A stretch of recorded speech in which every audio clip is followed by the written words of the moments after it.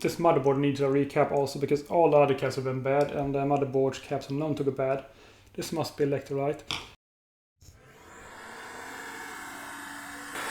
It smells like fish now.